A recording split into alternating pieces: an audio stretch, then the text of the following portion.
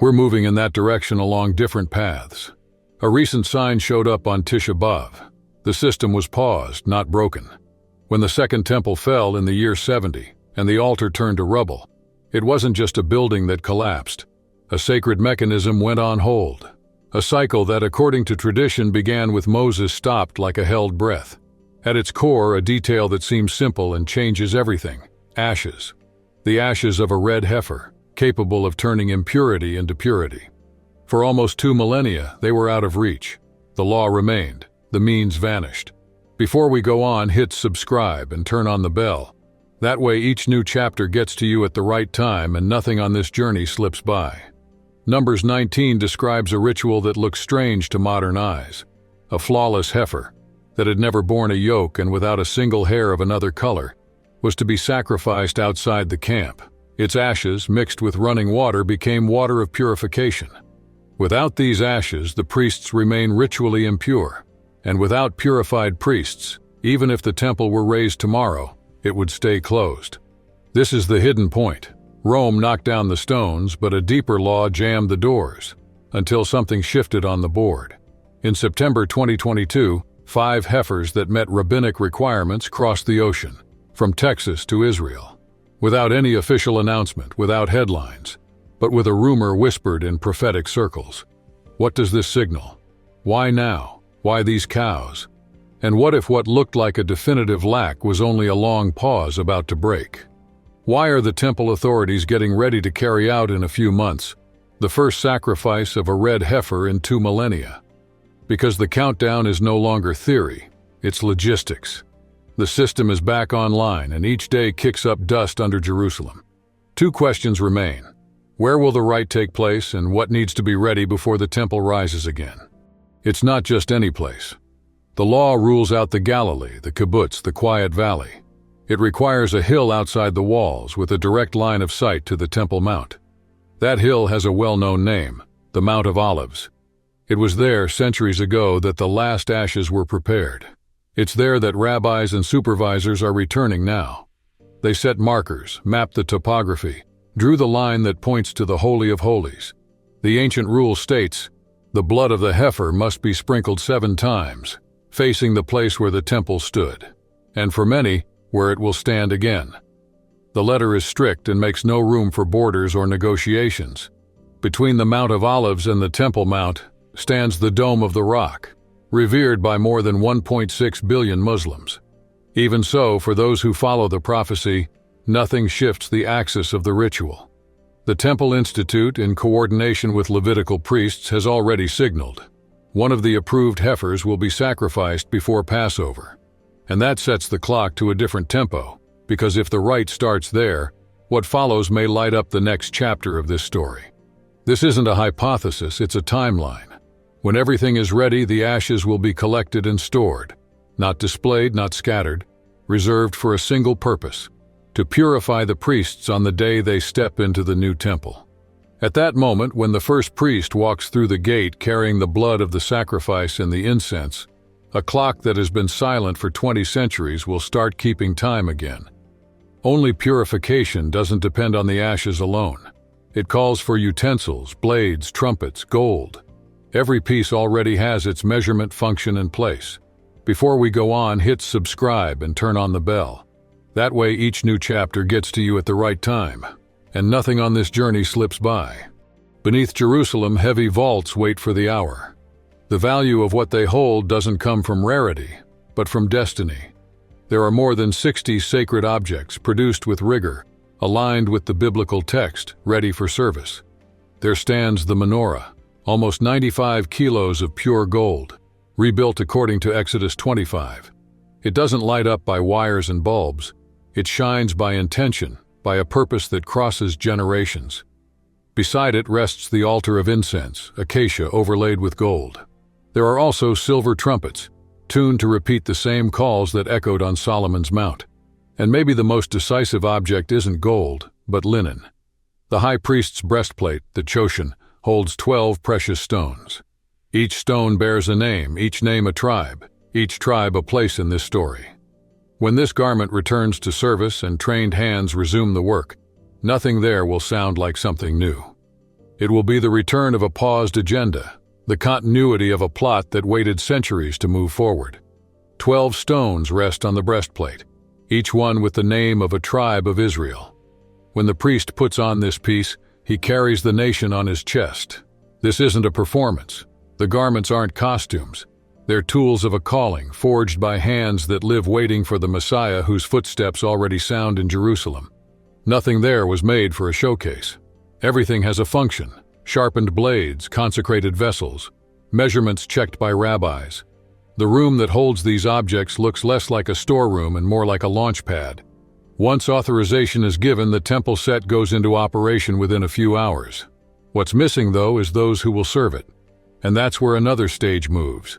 If the lineages of Aaron still walk among us, they wake before the sun, not for performance but for practice. In a small school near Jericho, dozens of men, descendants of Aaron confirmed by DNA, are relearning the ancient priesthood. They identify the right animal, inspect without fault, cut with precision, burn with reverence. They calculate the weight of the incense, fine-tune the pitch of the chant, adjust the angle of the knife. They do everything in full garments, feeling in their bodies the weight of carrying a people. Among them is Shim Cohen, a systems engineer. On Wednesdays, he drives 2 hours to train. People ask why. He shows a report. The DNA recognized him as a Cohen, a priest by blood, not by choice. The rest is practice, waiting, and a readiness that grows more concrete, as if the call could come at any moment. Among more than 200 men, he stands out not for fame, but for his role. He's been trained to serve in the temple. They're not extras or weekend hobbyists. They're practitioners of an ancient protocol, alive, disciplined, repeating essential gestures. They rehearse offerings, tune trumpets, memorize routes. Every repetition shortens the distance to the day when, for them, the temple will come alive again. Not just a ceremony, but an impact. Before we go on, hit subscribe and turn on the bell so every new episode gets to you at the right time and nothing in this journey slips by. That impact runs into an uncomfortable question. Where do you build a temple without uncontested ground? The Temple Mount, the stage of decisive stories, Abraham and Isaac, Solomon's house, the teachings and the tables flipped by Jesus, today holds another structure, the Dome of the Rock. It shines, it endures, and it carries political weight. Votes change governments. Prophecies, they say, run on a different clock. In 1967, Israel took back the Mount. To avoid a new religious front, Prime Minister Levi Eshkol kept administration in the hands of the Islamic Waqf. Since then, Jews can go up, but not pray. That boundary, however, is getting blurry. In the last decade, Temple Mount activists, among them rabbis and members of the Knesset, have tested the limits step by step. Thousands go up every year. Some pray in silence, others whisper the Shema. Every word sparks a dispute, every breath becomes a plea. Rabbis say the temple will only rise if the mount is made available. Some claim that process has already begun. With every spike in tension, with every protest in the streets, the echo of Psalm 2 returns. Why do the nations conspire? When the obstacle falls by war, a deal, or the force of prophecy, the clock won't count years but days. The blueprints already exist. It's not fantasy, it's engineering. For over 20 years, Israeli architects and engineers have quietly developed plans for the Third Temple. Not showroom sketches, but full binders. Plumbing, electrical, security. The reason is straightforward. When the political green light comes, there won't be time to revise. The layout follows Ezekiel's vision. A 150 by 150 meter square with defined courts. The Gentiles, the women, the men, the priests. In the center, the sanctuary. Behind the veil, the Holy of Holies. On the outskirts of Jerusalem, they built full-scale models. There you walk the corridors, step onto holy ground, and see the meeting of ancient text and present preparation. Everything's set except the mountain. Under that same mountain, though, something is moving. The story began as a murmur on the shores of the Dead Sea. In 2010, a group in traditional clothing didn't go to swim, but to collect stones. Specific stones. Blocks that had never touched metal, no cut, no hole, as Deuteronomy 27 requires for an altar. The pieces line up, plans, models, materials, and the board takes shape. The question that hangs suspended before the next step, is what happens when political time crosses the calendar of faith. Why all this? Because iron forges swords, and the altar belongs to life. While war is born from metal, they're preparing something of a different kind. Men worked with their own hands, guided by ropes, wooden levers, and persistence. Stone by stone, everything was photographed, cataloged, and stored in a secure warehouse in Jerusalem. There's material to raise the altar twice in case something goes wrong. Before we go on, hit subscribe and turn on the bell so every new episode gets to you at the right time and nothing in this journey slips by. The fit of each block was mapped like a sacred puzzle, so nothing gets lost when the time comes. They know the measurements: 5 cubits long, 5 wide, 3 high, as in Exodus 27. Now those stones rest in silence, waiting for the signal. If the ashes of the red heifer are ready in time, the altar goes up in less than a week. And then, for the first time in 2 millennia, blood would touch the stone again. But the critical point isn't what rises, it's who is watching, and who will cross that entrance. The third temple won't remain uncontaminated. Daniel, Thessalonians, and the words of Christ himself describe the scene. The man of sin, the Antichrist, will sit there. He will enter, sit down, and claim to be God. This is the abomination of desolation. When that happens, the clock starts.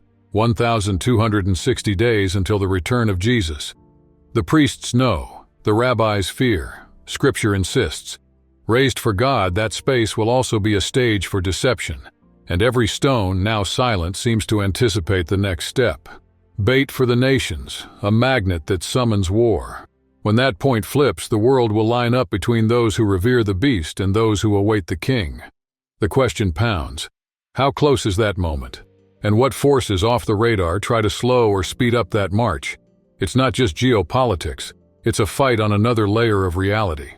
Whenever the temple preparations gain momentum, a strange sequence shows up. In 2005, a fire destroyed the hotel that would host a major conference. In 2010, cables snapped for no reason while altar stones were being moved. In 2022, when red heifers arrived in Israel, the forecasted storm front dissipated. Coincidence or opposition? The warning of Ephesians 6:12 resounds. We don't fight against flesh and blood, but against spiritual forces of evil in the heavenly places. The struggle for the third temple doesn't happen only in parliaments and councils. It's also fought in the unseen. Overnight, leaders lose support. Financiers pull back without explanation. Priests get sick, architects vanish from the spotlight. And even so, every setback opens a crack for progress. A benefactor appears, a law passes, a discovery changes the game. The war is real and heaven isn't watching in silence. The clock is already running and every beat points to the return of the king. We're not talking about herds, metals, or human projects. We're talking about a prophetic time, steady and relentless, moving toward the day when the King of Kings will present himself. The prophets left clues. Zechariah describes the Messiah stepping onto the Mount of Olives, splitting it in two, and entering Jerusalem as the rightful heir to the throne. Revelation shows the white horse leading the way, and behind him an army dressed in white. The destination? The Temple Mount. There, the Antichrist's throne will be confronted, the profane will be cleansed, and from Jerusalem a 1,000-year reign will begin. Before that, the stage is being set before our eyes. The red heifer exists. The altar stones rest in storage. The utensils are ready. Priests have been trained. The mount trembles. And heaven is getting ready to come down. Because when the ashes are lifted, a sequence will be triggered. First the altar, then the cry, then the footsteps of the king. Do you feel that urgency? It's not a false alarm. It's the countdown shaping events, nations, and personal decisions right now. Pay attention to the signs, not the noise. The clock doesn't slow down, and every second pushes history in the direction marked from the beginning. Thanks for sticking around this far. If this message spoke to you, support the channel. Like, share, and subscribe so you don't miss the next part. I want to hear from you. Which sign grabs your attention most right now? Drop it in the comments. I read everything. The countdown goes on, and so does our conversation. Until the next episode, eyes alert, steady heart, and readiness on the path. God bless you.